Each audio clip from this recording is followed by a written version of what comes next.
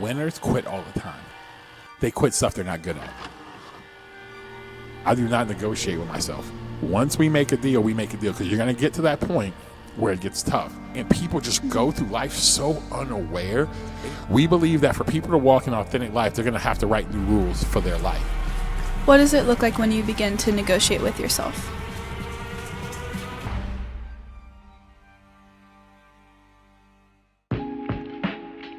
Hey, what's up, guys? I want to welcome you back to another episode of the New Rules Podcast. It's your boy, Adrian, here. I am joined today by my splendid co-host. The vocabulary is extending. Miss Bree Anna Clark. Breezy, what is happening? I'm going good. I'm going good. It's going good. It's going How good. are you doing today? I'm doing well. I see you 2 podcasts in a row represent Lonely Ghost. I am. Shout out Lonely Ghost. Shout out MD Blue. I love you. You're both iconic, you and your brand. And please, I know I don't post on my Instagram enough or my TikTok or any social media for that matter, but please add me to your PR list. Oh my gosh. Yes, Thank Lonely Ghost. If you don't know what Lonely Ghost is, you got to be in Gen Z to live in that world. And I don't. Or so a I'm not. millennial. Millennials are kind of, here's the thing about millennials. I'm just starting to, I rock with Gen Z. I really don't rock with millennials. Me neither. I kind of forget about them. I really do. They're just like this group that just complained a lot. They're like, here's what I feel like. I feel like millennials are like the middle. I feel like they're like the middle child. Where you're kind of like, you kind of. I'm a middle child. Well. But, I'm also an only girl. Oh, my God. So that makes up for it. That changes everything. Got it. Well, guys, we are glad that you're joining us today. If you are new here or if you've been rocking with us for a while, New Rules, we exist to unlock authenticity. We believe authenticity unlocks human flourishing, and we believe that we want to see the world flourish more. And so this whole podcast is just talking on topics that really dig to the core of helping people be authentic. We live in a world where everyone talks about being authentic, but I believe very few people actually are authentic. We define authenticity as people who are self-aware and have the resilience to remain self-aware. And why we call it New Rules is because we believe that for people to walk an authentic life, they're going to have to write new rules for their life. And so this isn't just for creatives or just those who are kind of outliers, but this is for the everyday person who's out there. Just whether if you are working in a cubicle, you are a content creator, you're somebody out there, you're an athlete, wherever you find yourself, we want to help you write new rules, live that authentic life. And so we are excited you join us. Make sure you subscribe, share our content when you see it if it's helpful. And we go from there. But that being said, we're going to do something a little bit different today. I'm excited about this. I see some podcasts. To be a loser. Shut up, whatever. I see some podcasts, and sometimes what they'll do, again, I got this from my man JJ Redick, Old Man in the Three. Shout out to Old Man in the Three. But they'll do drafts. They'll have guests come on and they'll do drafts. So they'll do drafts from anything, like favorite movies, favorite restaurants. They'll go all across the board. First, guys by top 5 guys named Rick. They'll do anything. And so I really like that. So what we said, hey, let's do a draft, Bree. Different generations, whatever. So the older generation, we're better. Gen X, shout out Gen X. And so for the loser Gen Z generation, it was who even is Gen X? Me, him. Gen X isn't even a cool name. Like Boomer is cool. Gen Z is cool. Really? Boomer is cool? Boomer? Oh my, okay. Everyone knows who the boomers are. Because they're a-holes, that's why. And I respect it. There we go. Well, here's what we're going to do today. Today, we're going to do the first ever New Rules Pod draft. And we're going to do rom-coms, Bree. Will you still rock with me after I destroy you? I just want to make sure that's what's going to happen. We're still going to be cool? No. Wow. Okay, that's fine. But who even is deciding the winner? I mean, the people in the audience. This is what we want you to do. Guys, if you listen to this, make sure you DM me. We're gonna put Bree's handle in because she's she's on social, so we'll put her handle in there. DM us, let us know who wins. Again, you can put it in the comments on YouTube, wherever. We're gonna see. We're gonna let the people decide, and I know the people rock with your boy. All right, because they know I'm gonna have the best draft. So that being said, and also to be fair, from a prerequisite standpoint, here we go. Built-in excuses Adrian already. has 20 years on me. So 20 years worth you have of Google. rom-com. You have Google. But I have to see the movie. And I'm sorry. It's going to take a lot for me to watch a movie that came out in 1989. Paul, chill. Now, you might watch that. Myself, I wasn't even in the womb. Hey, listen, just because the 80s and 90s produced the best music, the best videos, the They best did, movies. and I didn't get to experience Well, you know what? that. You should go back. People do. We have Netflix, Amazon. I mean, you have everything to go back and watch. You just choose not to do that. Quality. It is. It's just quality. So here's what we're going to do. Bree, since No, you're I the- don't want to start us you're, off. you You are should not, start us you're, off. I'm giving you the first pick. You get the first pick. So in the first pick, we're gonna go. Are we gonna go 5 with 2 backups? Are we going Yes. to 5 with two benches, two bench Yes. players? Okay, cool. Yes. So top 5. Who's your first pick? Okay, so my first one, a lot of people are gonna disagree with me choosing this one Wow. first, but I'm gonna be authentic, and I'm gonna choose which one I love the most, which is The Proposal. Wow. Iconic. Like everybody can sit down. Like it doesn't matter who you are. Okay. You will watch that one and you will laugh. The Proposal. Not a bad pick. To the windows. To the wall. To the wall. That's an incredible, Like, incredible scene. That's- Great actors and yeah, actresses. Sandra Bullock, Absolutely hilarious. phenomenal. Yes. All right, with my first pick, I'm going to go with Love Actually. Oh, that's a great one. Love Actually. That's a good one. Yes, one of my I had that favorite. on my list. One of my favorite rom-coms. Love Actually. Just so many different levels, different people. Again, I love that. Love Actually is my first one. All right, Bree, you got the next pick. My second one is another iconic one. Love and Basketball. But I know that people get on Love and Basketball, and I'm gonna be. A lot of people are gonna get on me because it's like, of course, of course, the white girl chose Love and Basketball, and you know what? I respect that, but I'm still gonna go strong with Love and Basketball. You know what? And I'm gonna have to just now. This is a safe space. I hope. I've never watched Love and Basketball. I respect that. I've only seen clips, and here's why I only saw clips. Because as soon as I saw one clip of Omar Epps hooping, I can't watch it. Omar Epps can't hoop. I can't watch a movie. I can't stand watching movies where dudes can't hoop. And they try to make it like it's about he can't hoop. It's so I mean, bad. like good at basketball, good actor, good at basketball, good actor. if you want to go top 5 basketball movies, I can do that in a heartbeat. I mean, like Dwayne Martin No. can hoop. Ray Allen, Jesus Shuttlesworth, and he got game. Hoop. I mean, I could go on and on about guys who get I've never seen a good basketball player be a good actor. Ray Allen, he got game. Go watch it. Change your life. Okay. All right. Here you go. Next one for me, I'm going to go with iconic for me, Hitch. Oh, that's a good one. Iconic I had that one on my list too. Iconic for me. Will Smith, Hitch. That's a movie for me personally that if I was on an island, I'm taking Hitch with me. It's like I got my 5 movies, Hitch is going with me. Just top to bottom. I mean, funny scenes, good scene. The elite part, that was when Will Smith was on the height of Will Smith. You know what I'm saying? And so, again, Hitch is number 2. Who you got for 3? For 3, I've got Princess Bride. Dang it. Boom! Dang it. Boom! Yo, that right there is a nice, that is a sleeper I let you get pick. Hitch. I almost said that one second. You know what? I'm In gonna Princess, give him Princess that one. Bride, I thought because, man, it's a little bit older. I'm like, yeah, I had that later in the draft. You know what I'm saying? Dang it. I ain't seen it. It's still number 3 on my list because I know it's iconic. That's ridiculous. You I never can't. watched it and you picked it. Come on. All right, that's fine. All right, there we go. All right, so for me, for my number 3, I'm pulling out an all-time classic blockbuster, Coming to America. Eddie Murphy. And Oh, again, some yes. people are going to, well, is it comedy romance? Yes, he had a love interest in the movie. I would agree with that. Coming to America. That's what going to be my number 3 pick. All right, Bree, what you got for 4? My number 4 is a little bit more relevant. Oh, boy, here we go. Something Crazy stupid. Rich Asians. Dude, every time I see that, I heard it's a great movie, but I just have never watched it. So I can't really hate on it but everybody who watches it says it's phenomenal. Good for the time that it was. Like they just don't make rom-coms like they used to. Yeah. It's good for it being released as of late. All right. I'm going to go with, again, you've never seen this. It's going to be an all-time classic. Oh, please Again, don't say mine. Please don't say mine. When Harry Met Sally. That wasn't what I was going to say, but I did have that one on mine. When Harry Met Sally, again, all-time classic. A lot of lists has it as the all-time best, one of the best rom-coms. Again, love the movie. Again, saw it when I was young. So Harry That's a Met great Sally. one. Yep, Yeah, number saw it 4. when you were young. Sorry. I mean, I haven't watched it. Whatever. All right, number 5, Bree. Okay, number 5. This one's funny because you actually one time I was watching it and you were like quoting the words to the movie and I was shocked, and it's Clueless. Oh. You know what? That was my next freaking pick. Was Clueless. Again. It's like guilty pleasure. It really is. As if, Claire. Like, that's such. As if? It's such a good movie. Again, I mean, you saw what's his name? I'm forgetting the guy played in Scrubs, black guy. Anyway, he was phenomenal acting. The whole movie, great. Alicia Silverstone, elite in that movie. Again, Stacey Dash, before she lost her mind, she was elite in that movie as well. I'm going to go with next.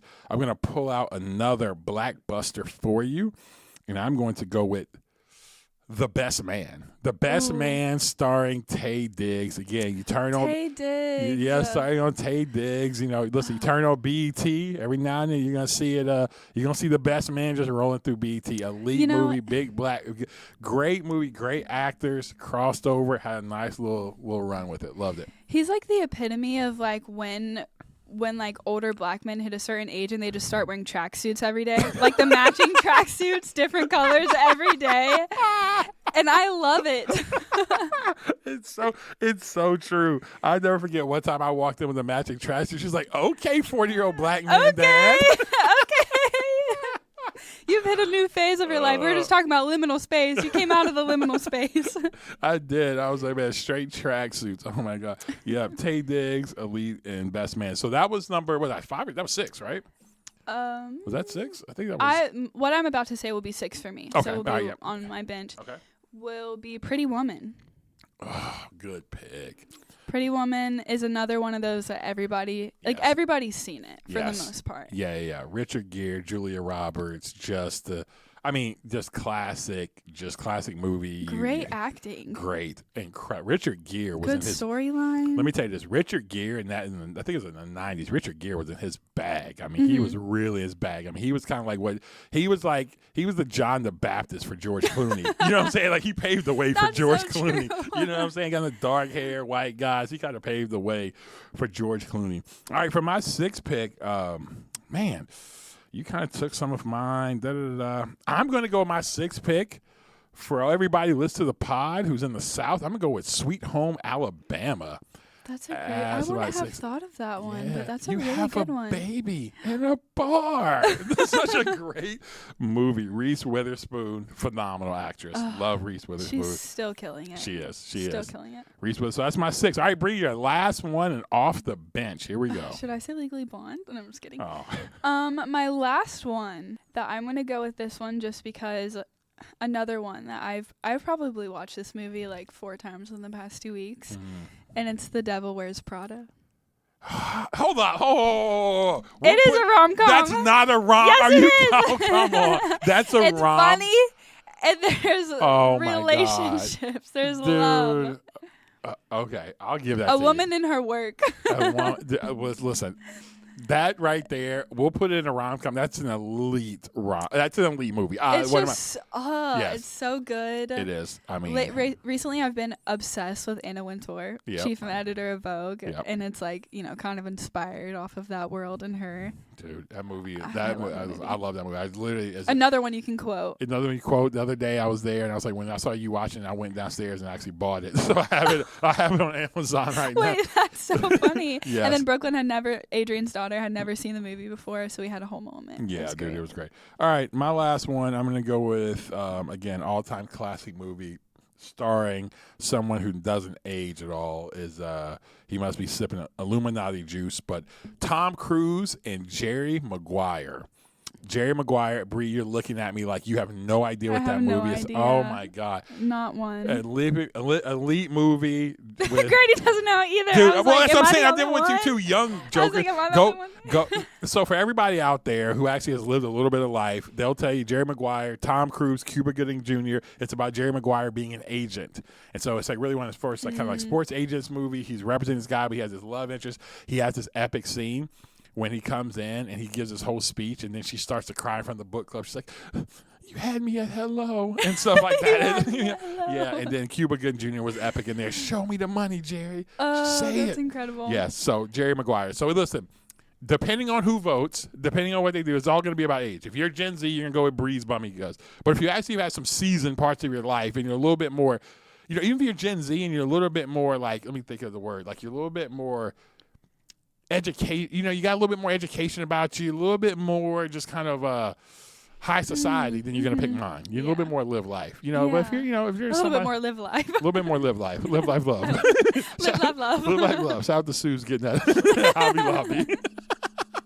Incredible. Do you have any honorable mentions?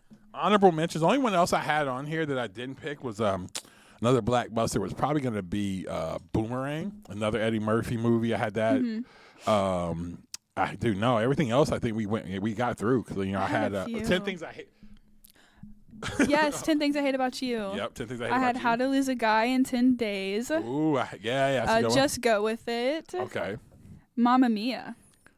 Mamma Mia. Dang, you got Grady in the back. You got Grady off like, air. Ooh. The only reason why I didn't say that one is because I had to make room, you know, for like Princess Bride and some of the other ones. So if I was going pure Gen Z, Mamma Mia all the way. Yeah, for sure. I had another one in there because I think I didn't do this one, but Sleepless in Seattle. Oh, you didn't do that one? Yeah, Sleepless in Seattle was definitely another elite movie that was in there. Billy Crystal was in that one. So also 13 going on 30. 13 going on 30. Great one for me. Dude, I have that on my list too. That's a very good one. I love that one. Very good one. Well, guys, hey, let us know what you think. Tell us who won, Team Adrian or Team Bree. Whatever. Anyway, so, well, guys, hey, we really do appreciate that. And again, at the pod, we like to have a lot of fun. Let us know what you think of drafting. Give us an update. Give us some things that you think we should draft next time. Again, we will go anywhere you want to go as far as in draft. And so let us know. All right, guys. Well, today we are going to be talking about a topic called We Don't Negotiate with the Terrorist. Ooh. We don't negotiate with the terrorists. Now, that kind of concept of not negotiating with the terrorists became popular around 1973. It became a kind of a policy. And it wasn't, matter of fact, when you study history, it wasn't something that was kind of like on purpose. It was just something that I believe Richard Nixon just said. And so the one thing about the presidency, when you say something in a bigger state, it becomes like rule. And so the whole idea, it wasn't like it had all this Congress backing or all these other people. It just said like, we don't negotiate with terrorists during, I think it was a terrorist thing that happened around, I believe in 1973. And so that thing became popular, but it became something I began to think about when I saw a video of Kobe. Again, love watching old videos of Kobe talking. And the one thing that he talked about was that how when he would get ready for the summer, he would write a contract to himself of how many times he's going to work out, what time he's going to work out, what he's going to do. And he says that I signed that contract, and he's like, it doesn't matter. He's like, I do not negotiate with myself. Once we make a deal, we make a deal, because you're going to get to that point where it gets tough, where you stayed out late, you don't want to get up early in the morning. But I don't negotiate with myself. And I think that thought really sparked this, where I believe a lot of times people don't genuinely walk into what they're supposed to. They don't make the impact because they're constantly negotiating with the terrorist. And the terrorist is us. We are our worst enemies. We are the ones who we are the ones who really are there to self-sabotage, to really blow ourselves up. And so this concept of not negotiating with terrorists, I think, is really important in a way because if you're going to really try to write new rules, if you're going to really live this authentic life and unlock authenticity, it is a grind, it is a process, and it's going to be so easy for you to compromise and to negotiate with the terrorists that's within. I feel like the first question that I would ask is that Kobe probably had a lot of confidence in what it took to get him to where he needed to be. Yeah. So how do you gain the confidence in that to be confident enough to make that commitment and know that it's going to get you to where you need to be? Yeah, I think, the one thing is that I, played against Kobe. And the one thing you just know about, kind of talking about him, and then we'll get to this, is that what he was that he kind of really studied the game. He had confidence because he put a lot of work in. See, I think that a lot of times we don't have confidence because we don't put the work in. When you've seen like, man, I've done this rep after rep, and I've seen success. Not only just I've done it, but I've seen success from it. That's where confidence can come into it. That's where confidence can get you up, because when I've done this work, this has been the result. And so since I've done this work, this has been the result. Getting up, I know what result I want. And that was the thing with him. But I think with people, many times, they don't have confidence because they haven't put in enough work in order to see the results. Not only work, but results. And that has to go with the fact that you actually have the skill set. Do you genuinely have a skill? Like, Kobe had a skill. There was something about him. He just wasn't like, hey, Kobe's out there on some playing the piano, trying to be Mozart or something like that. He had a skill and ability to play basketball. And so because of that, he did the work, and that's what it led to. But I think that's how you can have confidence when your skill, when you're aware of your skill set and your work ethic meet together. Do you have an example of when you applied this to your life? I can tell you right now, personally, that, I communicate a lot with this podcast, if it's sessions with clients, again, speaking, I speak, I'm the culture, the character coach for the men's basketball team at Florida State. I work on the radio, but also I preach. And so I've recently hired really a speaking kind of preaching coach. And one of the things that's been really good is that the reps of what I'm learning. I've probably preached over, they talk about 10,000 hours being the thing. I've probably been preaching the Bible preaching the Bible, speaking publicly for, now almost 20 some odd years. I have well over 10,000 hours. But what I've been doing now is even now realizing that my speaking, communicating is one of the gifts.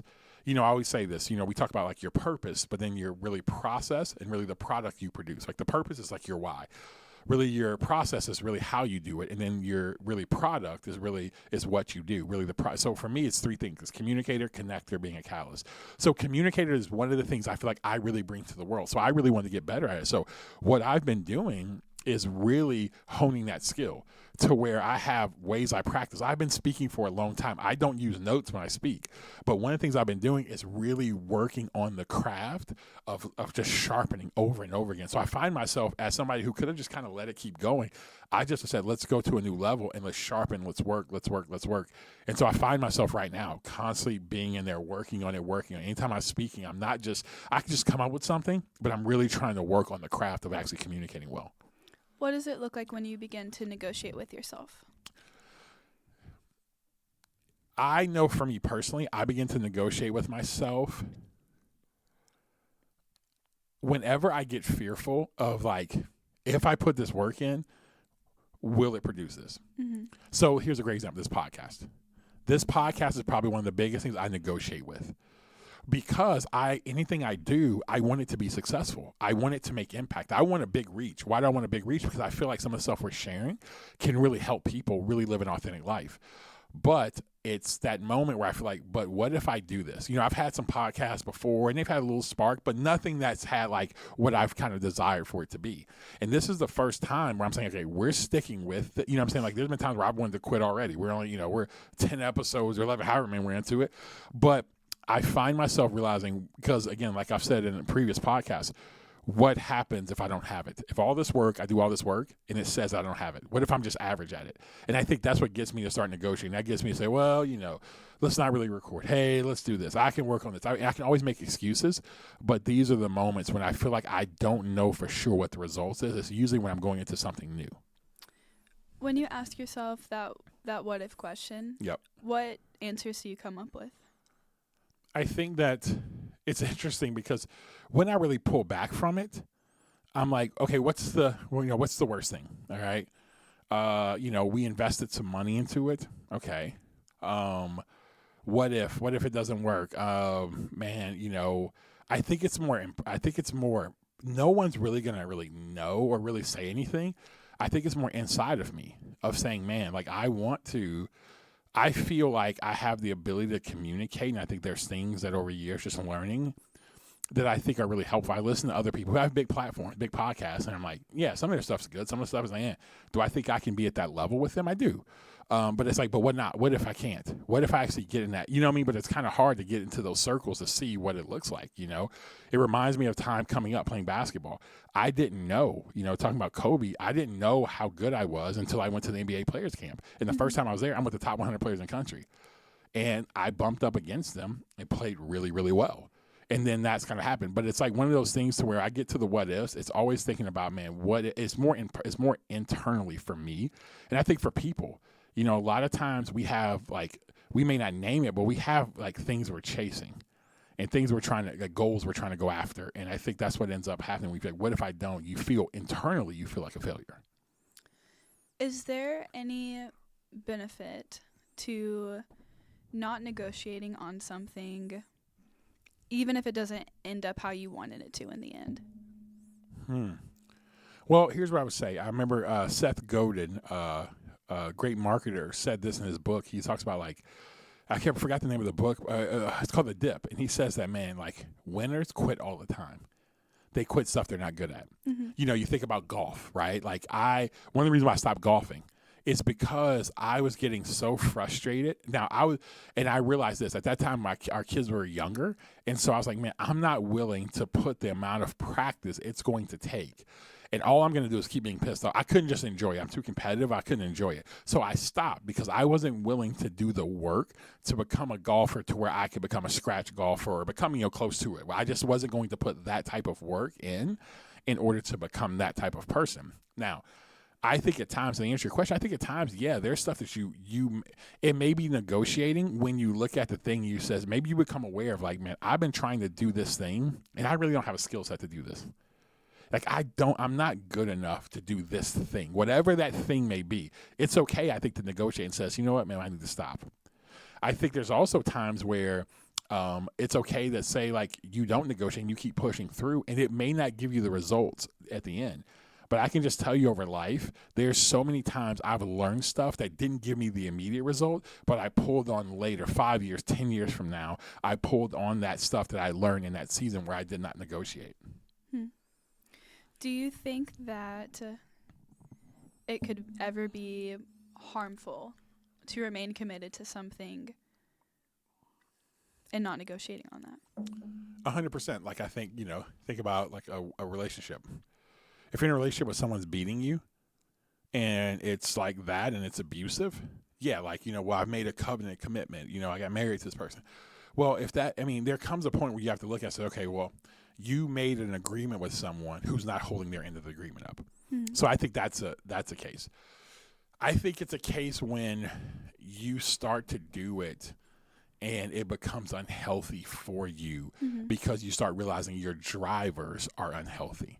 Mm-hmm. So I see people sometimes, well, I've made this commitment to work out and get my body like this. Well, they start doing things to their body. They're working out crazy. They're dieting. They're doing stuff that's not bad, but they're excessive because they're looking for the perfect body or the perfect whatever, which they'll never have. I think that is when it can become harmful, when it becomes obsessive, and the reason why it's obsessive in that process. Yeah. Something that I'm thinking about, and let me know your thoughts on this, is when, something as little as the time that you wake up in the morning, and let's say you tell yourself, I'm going to wake up at this time every morning because it's going to give me some extra time in my routine. That'll be really good for me. And every morning you set your alarm and you don't wake up at that time. Yeah. Something that I heard once was that can seriously develop a mistrust with yourself. Yeah, 100%. That it builds a serious pattern where anytime it's just you, like trying to set these goals or these standards for yourself, you just don't trust your own word. And that can build a level of consistency that can be really hurtful for you long term. No, 100%. As a matter of fact, I'm going to look at it really quick. I was listening to, it's funny you say, I was listening to a podcast today. And that podcast, let me pull it up. It was The Diary of a CEO, and it was with Chris Williamson. Shout out. Diary, I know, I love Diary of a CEO. But Chris Williamson on there said, he was like, yeah, why sometimes we don't do certain things is because we really don't trust ourselves, because we have shown that we're liars all the time. Yeah. And I think that's true. And that's why, but I think here's what I think the problem is. I think we set goals and expectations that are just not realistic. Mm-hmm. We try to and I think I do this where, oh, hey, I'm about to start working out, you haven't worked out at all for 8 months. I'm going to start working out 6 days a week, drinking athletic greens. I'm going to start, I'm a meal prep. I'm doing all this stuff. And you're like, fam, can we just commit to 3 days? You're going to go out there and just run or walk. That's it. That's all you do. Because I think that's where we don't trust ourselves, because we don't believe that we actually have the ability to actually have, in a sense, being aware to make good choice of what we're committing to. Mm-hmm. I know at times I mistrust myself because I overcommit. Mm-hmm. I think I can do a lot of stuff. But what I've tried to do of late is saying, every year, for example, right, I try to say, okay, I have 3 or 4 major goals. So one of mine is I want to get 1,000 creative hours, every year. Last 2 years, I've hit those creative hours. And in hitting those creative hours, I've seen the most profit and the most money made in the things that I do, hitting those creative hours, right? I want to try to have movement. And what I mean by that is some type of exercise, some type where I'm sweating. Okay. I'm trying to hit at least 3 days a week on that. One I have this week is called Really Getting Empty, where I want to try to get 155 days where I can honestly say at the end of my day, I empty myself for the betterment of people. Right? I didn't say, man, I'm about to hit 365 days. No, they're going to be, listen, I picked 155 days. I'm saying this as a dude who's a pastor.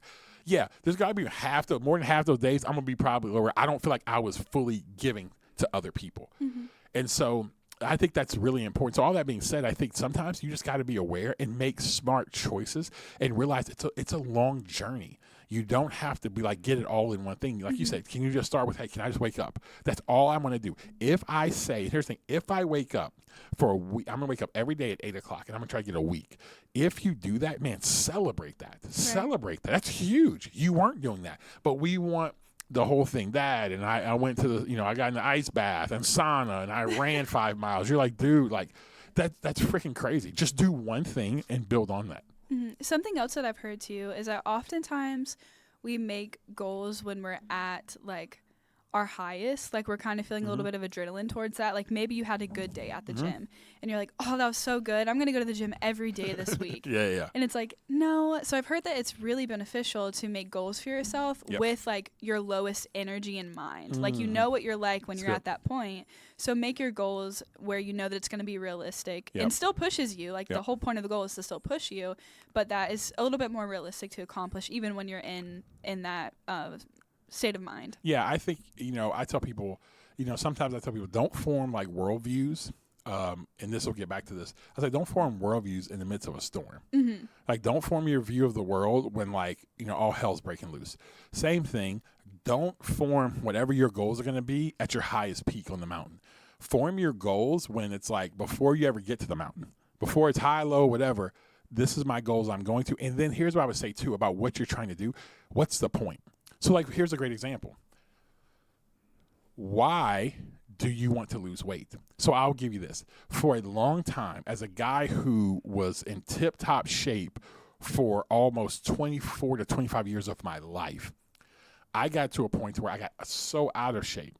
Now, in getting so out of shape, it was this whole thing. Every year, I was like, man, okay, I'm going to lose weight. I'm going to lose weight. But here's the thing. There was never anything of why. It was just, I need to lose weight. Now, why have I lost weight, over like 45 pounds in the last like 4 or 5 months? It's because I started having health stuff. And I started realizing, man, I want to live a long life to maximize as much as I can, whatever I have on this side, right? And so that's why now, doing whatever it takes in order to be able to do that, to lose weight. It's because there's something behind it. I think when you're making goals, you're negotiating, what's why? Why are you doing this? Why do you want to get up at this time? Is it because, Bill Gates got up at 5 o'clock? Well, fam, like, you're not Bill Gates. You know what I'm saying? Like, dude, you're like, again, shout out to you, but you know what I'm saying? But like, you're security guard at like, at like Potbellies. And so if you don't know what Potbellies is, that's a club here in Tallahassee. Nothing wrong with that. But what I'm trying to say is like, but you're like, why are you getting up at that time? And then you have like 8 more other things. What's the point? I'm not saying you shouldn't, but you have to have a point of what it's building for your long-term goals. I think that's why they end up falling off, because we don't tie it to real life stuff that's happened. We just hear it. That sounds great. Everybody wants more discipline, so let me do it. And then when we fall off, then we just feel more and more shame because we fell off. That reminds me a lot of the approach we take in the agency, which is emotional experiential versus cognitive behavioral. Can you break that down a little bit? Yeah, emotional experiential. So a lot of work that we do when we work with clients is most client work for a lot of firms are cognitive behavioral. It's do this, do this, do this. What we've come to realize in fixing culture, it has to start internally. It has to start with people actually having an understanding of even why. So even ask yourself, why do you think the way you think? So let's look at like diversity, for example. Everybody was a big buzz, diversity, equity, inclusion. Well, when you ask people of why they want it, people come in, they do the cognitive behavioral, anti-bias, unconscious bias training, blah, blah, blah, blah. But what we don't get to is, okay, why do you have these biases? What makes you do that? And then creating space for people to do that. You have to start internally, because when you start internally, you find the why. The why begins to help motivate, understand why I actually do this. Like I was saying, one of the things for me of why I wanted to lose weight, it was before, it was like, I just am tired of looking at myself in the mirror. And after a little bit, I'm like, but Yeah, and I hated doing that. I hated every morning, like, oh, God, I feel this way, blah, blah, blah, blah. But when you move past that point, what I really got to is like, man, that was one of the ways I coped with stress and stuff like that. So getting to my why, realized, oh, that's not healthy for me to cope that way. So that's what's kind of helped me through that process. And I haven't been perfect. You know what I'm saying? I was thinking about that last night. I'm like, freaking like 2 o'clock in the morning, I woke up and I'm like, I had a stressful day, and your boy just went to the kitchen and grabbed some like chili barbecue Fritos. I'm like, what am I doing? You wake up the next morning, I felt like so much shame. I felt like I just did like 3 lines of cocaine. I'm like, I got a Frito bag over here. Your boy, like, you feel like he went on a bender last night. I'm like, but my point in why I say that is that I think getting to that why begins to change your motivations, which makes it last longer. Mm-hmm. Just saying you need to do this cognitively doesn't change you. It's internally first. Unraveling that's what actually leads to long-term behavior. Yeah. And it seems like shame isn't enough to keep you going either. It's not. No. because shame will push you a little bit, but it's just so painful. Mm-hmm. After a while, you're just like, dude, I don't care. I had shame of like, man, I hate, again, being a top athlete. I was one of the top 75 players out of like that year. There's over 1 million people who play basketball. I was one of the top 75 guys in high school. I was one of the best in the world at my age playing basketball. And then to get so out of shape, it was so much shame that was there. But that shame didn't cause me to change. It just went deeper and deeper because my shame keeps you more frozen. As I said, shame, I call shame as like Bree's favorite thing. I call it. Not my favorite thing. Let me be clear right now. I have never, ever, ever said that. Well, the way you were giving me that look was like, I know what you're about to say. Not, this is my favorite thing. You hate that I say this, don't you? No, I don't hate it. I think it's so funny, and I think that it's so true. But to say once he says it, you'll be like her favorite thing. Yeah, like, let me not. Well, here's that twisted. Yeah, that's fair. Here's what shame is. Shame is emotional herpes. It really is, right? You think about, literally, you think about like like when I say herpes, what do you think? You're like, ugh, like everybody, right? Again, like everybody thinks that. But here's the thing about it's the gift that keeps on giving, right? Mm-hmm. It's the same thing with shame. Shame begets more shame. And so like all of a sudden I had shame with how I looked, but it wasn't like I was like, I'm going to change now. It was like, no, my shame created more shame, what happens when I have shame? I just kept eating. Mm-hmm. And that's what it does. Or I keep going down. Whatever cycle of the stuff you go down, that's what you go down when you create shame. But you have to get to the why. You have to dig into that. And because shame does not do it. Shame is a horrible thing. And shame will ultimately end up killing you. I can't tell you how many people, man, I've seen that go through life that they've allowed shame to just become a lifestyle for them. Mm-hmm. And you mentioned the topic of diversity. And so something that I want to say is, it is so incredibly hard to get people to ask themselves why they have a certain bias. Dude. When they don't even know why they married who they married or why they're in the job that they're in. It is so incredibly hard. It's so true. Bree, we work in corporate America, and you really do. There are some people who I've run across. They're really great people, intelligent people. But there are a lot of people. I'm like, these people. I'm like, you make this type of bread? I'm like, you're so unaware. Like they can do a job like pretty decently, but they have no idea. They have no self-awareness. Like you say, they have no idea why they married the person they married. They have no idea why they're doing what they're doing. You start to ask them. It all comes down to, well, this is what I do. It's the money I can make. Right. And it's really sad when you watch people, because you think about it. You spend most of your life sleeping and working.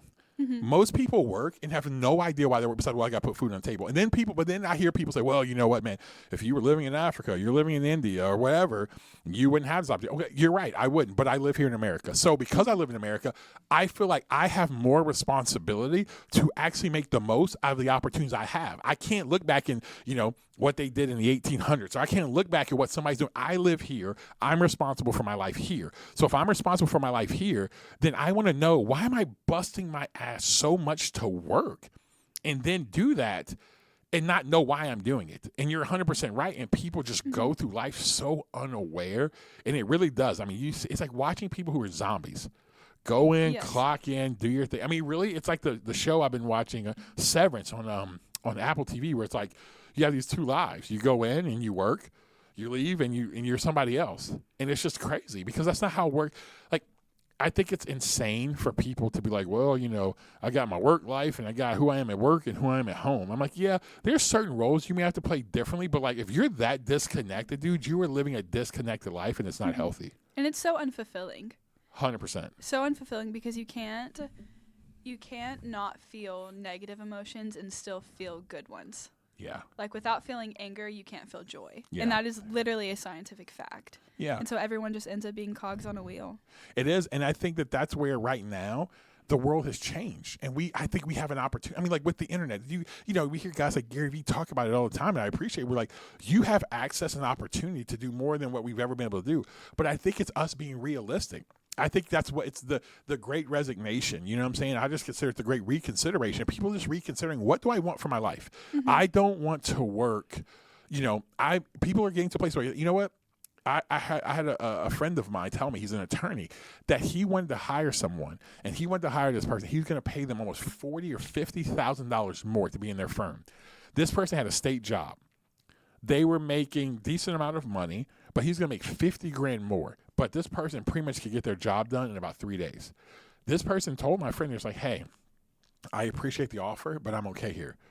Because they have built their life to where, man, they were doing other stuff. They could get their job done, but they loved the fact they had a lot of other room to do other things. Mm-hmm. And that meant something to them. So they lowered their lifestyle down in order to do that. And I think that's what's important. Mm-hmm. You have to determine what's important and then build your life around what's important. So, for example, like I like what I do.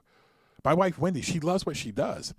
And sometimes people will tell us like, well, about work-life balance. And I'm like, screw you, because here's my problem. Like, why are you telling me, do you not think I'm a functioning enough adult to actually think about that? I'm not trying to like, man, I want my kids to not know their father. No, I engage my kids. Mm-hmm. My wife, I engage my wife. But still, just because I like to work does not mean that, oh man, it's unhealthy, it's unbalanced. I like what I do, and that's what I like to do. Mm-hmm. And I think that's fulfilling for me. So let me do that. Just like if you like to go hunt and fish and do your thing, go do your thing. But don't tell me that I'm this, because I can see so many people get off at 5 o'clock who are disengaged with their kids. Mm-hmm. They don't spend time with their kids. They're not there. They go to all the events, but they're literally not there. And it's like, don't do that. And I think that's kind of the issue in today's world of where decide what life you want. And that's the beauty of living here. And again, I'm talking about this as a guy who's a pastor who has to hear people tell me, well, this is the first time in history, this is kind of a privileged thing. I'm like, yeah, it is. But like, what do you want me to do? Do you want me to move? Do you want me to move to a war-torn country to make me like whatever? I mean, I'm here.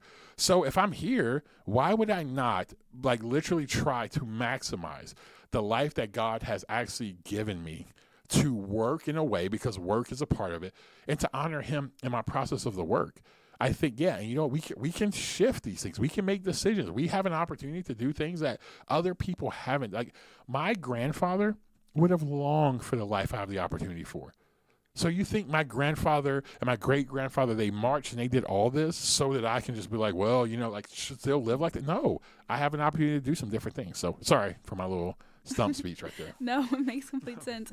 And I also think that since people are starting to have a greater sense of self, there's a lot more diversity of what people want for their lives. Great point. So most people aren't desiring to be CEOs of really big companies anymore. Yeah. A lot of people don't go into like corporate America and think, I just want to keep climbing up the ladder. Mm-hmm. People are super content in the position that they're in. They feel great about it, like the story that you were mentioning. And so things are just not the same anymore. And the people who do not consider that aren't going to make it. And the companies that don't consider that aren't going to make it. And I think what these companies have to come up with is this.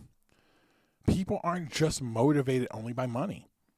Like they are like, invest in them. And you know what? Some of the people you invest in, for them personally, they may leave your company. But what I've seen is that when you actually invest in people, the retention is better. And I think that, man, getting into that, like, it's okay. That doesn't mean they're going to do crap work, because that's the way that's the way that it used to be. Hey, I'm pushing for this job. I'm pushing for this promotion. And then what do we always say in corporate? Man, somebody always goes past one level they were not supposed to. Why? Because we were all called to push. But some people are just aware, like, yeah, I don't want that. Right. Like, I don't want that pressure of being an executive. We should honor that. That does not mean these people aren't competitive or they don't want to work. They just are honest with themselves and say, you know what? Yeah, I understand. But also those people who do that, you have to come to reality, you won't make the money they do. Please understand this. Those who take more responsibility make more money. Mm-hmm. And I think that's one of the things I think in some generations, I think a little bit in Gen Z, a little bit in millennials, that I think that they've missed it. If you're going to take on more work and more risk, you make more money. That is just how it is. And that's how it should be. It's not like, well, you know what, I work the same amount of hours. It doesn't matter. It's about the amount of responsibility. And you know this. We talk about this. The level of what I face if somebody sues us, I hit, you know what I'm saying, that it would impact, but like I'm going to be the one. And so the level of money people make, and I think that's important, but I think people just need to be aware of that.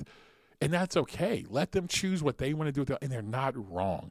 And I think the more we can embrace that, but then also realize that those who do want to move up, we have tracks for them to move up. And those who want to kind of stay where they're at, they have to be okay with those who may be younger, who come in, who may go past them as far as on the ladder. Mm-hmm. I think people just, once you're aware, you then have to be okay with the results and the consequences, the results of your decision. I think that's what some people struggle with is like, I make this choice, and then you want that and all these other huge benefits. Nope. If you make this choice, here's the results, and you got to live with those results. Mm-hmm.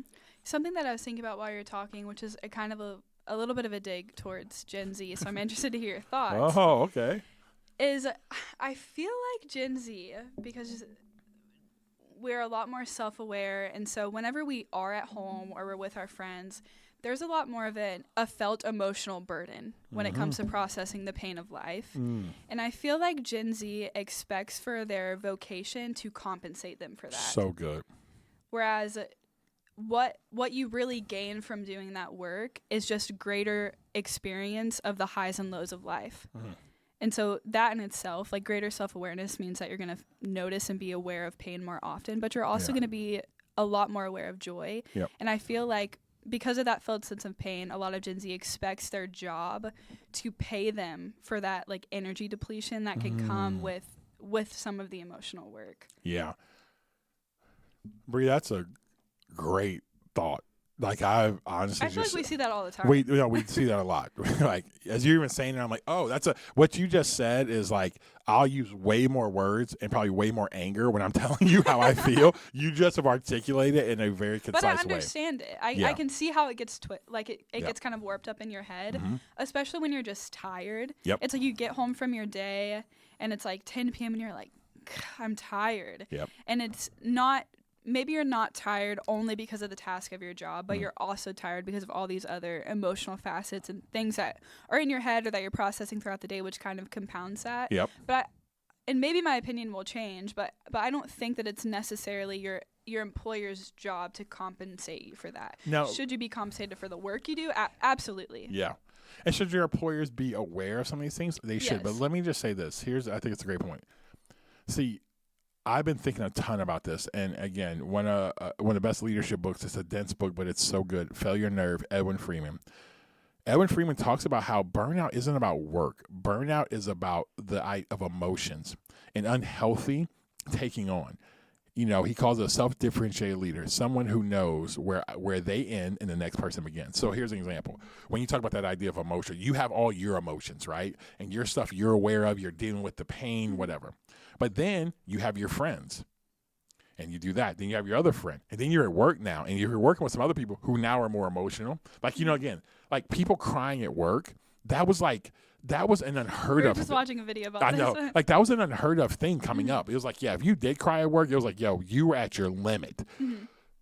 Like, I can't tell you, again, and I was going to be honest, like, how many times people have just cried in my office? I have cried at work multiple times. I'm going to look at the camera when I say this. I have cried multiple times at work. And so, but here's the thing. I think some of that stuff so I want to say it's a balance. Some of that stuff is good because they're like, you know, some of the stuff you've cried about, like, I'm like, yeah, that's worth crying for. You know, it's not just like, hey, you know, you were kind of mean to me. It's like, no. It's like real childhood trauma gets triggered in a moment. You're like, oh, that's worth it. But what I do think is that when that stuff happens, people believe like the employer, or here's the thing, it's the self-control now. So here's why I think it does. Now with Gen Z, they're more aware, but I think they don't have the resilience to hold it. See, becoming more emotionally healthy is actually having resilience. It's learning to put these things in pockets. So you know what will help you become more emotionally healthy? Coming to work and saying this, I'm not going to talk about my mental health issues while I'm here at work. That doesn't have to, if you're that person who's always doing that, learn resilience. Learn to say, you know, I'm going to fight. If I got to go in the bathroom and cry and then come back to work, but they're not going to see me do this. Here's why. Not because you're hiding, but you're learning that everybody doesn't need to know how you feel. One of my mentors, Coach Leonard Hamilton at Florida State, says that. He's like, Adrian, not everyone needs to know how you feel. And I think that's what Gen Z really needs to do, is to learn how to feel, be aware, tell people, therapists, your friends, whoever. But you also got to learn to put it in a box. You don't get to just come and bleed everywhere. Because then when you do and you're all emotional, whatever, you spend 3 hours talking about it and you get no work done, and then you're exhausted and tired, and you expect your boss, well, they should pay me because they don't understand this pain that I feel. I'm like, your boss wasn't the issue. Let me tell you, your boss, he's not at fault for what your parents did. He's not at fault for what that coach did or what that person did. Now, does that affect you? Yes. Should he care about that? Yes. But you can't blame them for stuff that you're working through and expect them to create this perfect haven when we're in a competitive market. The way you learn to get better is to learn to keep, remember I talked about in the last pod, you got to keep going. Like, you got to learn how to lead. You got to learn how to work. I said lead and suffer and feel the pain. You got to learn how to work and suffer. That's the thing. As you keep going, resistance, go, keep moving. That's how you get better.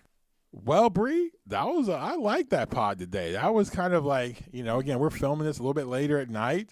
Again, we're kind of caffeinated, and so we were kind of going through it. So I really appreciate that. And again, this idea, as you guys know in the pod, we started off with not negotiating about terrorists. By the end of it, we're talking about Gen Z and their emotional, trauma and keeping that at home, whatever. But that's how it goes. We really just try to find the vein and go for it. And hopefully, as you hear this pod, there's many things that actually can help you. And again, what I want to do on this podcast, and what I know Bree wants, we want to challenge you. We want stuff to encourage you, but we do want to challenge you. Like, I hope at some point in the pod, I've offended you at some point in time. Because if I've offended you, I'm doing my job. Because if it's offending you, it's pushing against stuff. And maybe what I'm saying, you're wrestling with it. And you say, man, I don't agree with Adrian. That's great. That is, now you've learned a value of yours. But I may challenge something in you that, man, has made you like, man, how I've been living, what I've been doing has been off. And that's the point of this podcast, because as you do that, you begin to build the resilience and self-awareness to write new rules. So as we say all the time, keep writing new rules.